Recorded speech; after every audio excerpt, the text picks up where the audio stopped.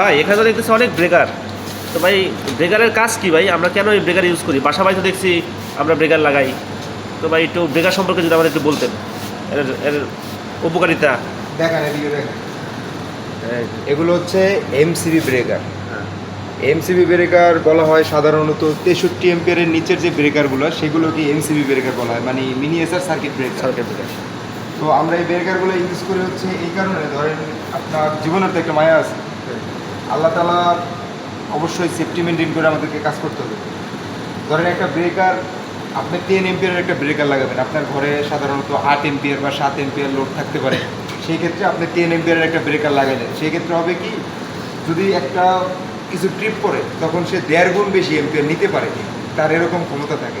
তো যখন সে 1.5 গুণ এম্পিয়ার বেশি নেবে তখন কি সে 16-17 এম্পিয়ার নেবে।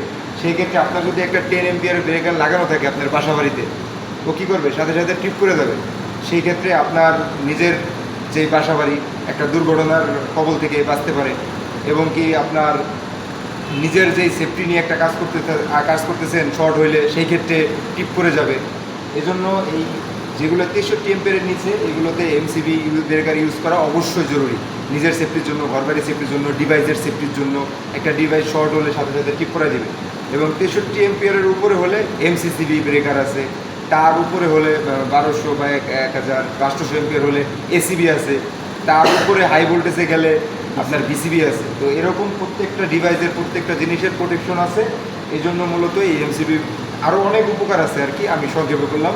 তো এই জন্য মূলত যেখানে বাসা বাড়ি হোক যেখানে হোক এই এমসিবি ব্রেকারগুলো ব্যবহার করার ভূমিকা খুবই গুরুত্বপূর্ণ। জি ভাই।